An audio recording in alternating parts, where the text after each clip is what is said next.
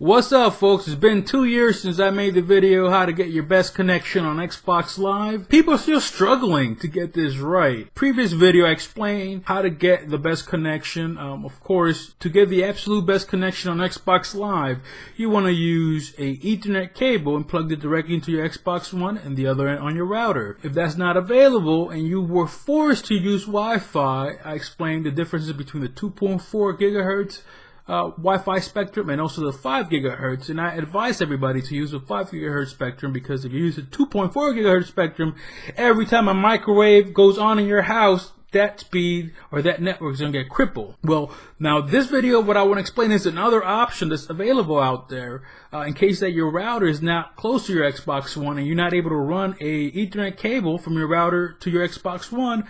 One of the options that we have right now is Powerline adapter. Just happens to be a TP-Link, but it could be, you could buy this in any brand that you prefer. Make sure you check the reviews. There are some caveats, put it that way. Powerline adapter, what it does, you get two little adapters like this, and they're actually completely identical.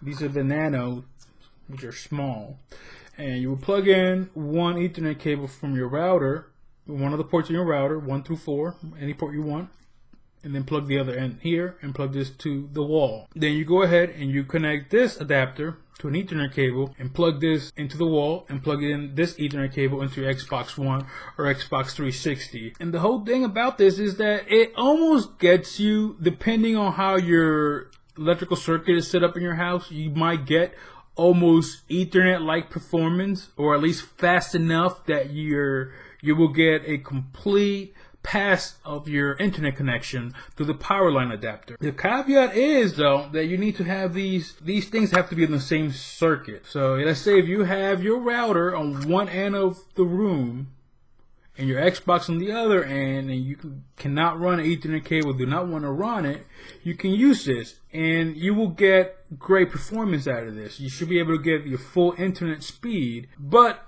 things do get a little more complicated if your router is in a different room in the house, because when your circuit or your router is in a different room, that electrical power line is going to go into your circuit breaker box, okay, and then from there interchange into the other breaker box or in the other breaker switch that's going to control the power going into, let's say, your living room where you have your Xbox One.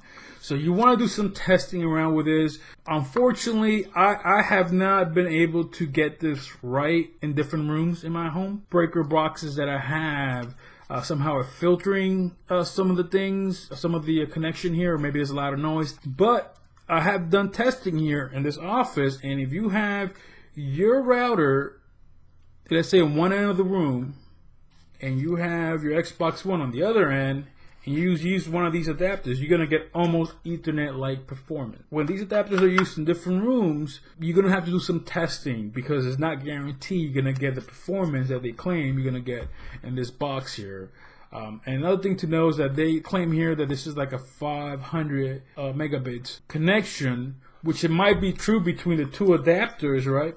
But the Ethernet ports here are just 10100, so you're only going to get 100 megabits per second on these Ethernet ports. Even though the adapter says it supports more, from one adapter to the other, the actual speed here is limited by this. And then all the noise that you might have for your power line. So I just wanted to recommend this as an option.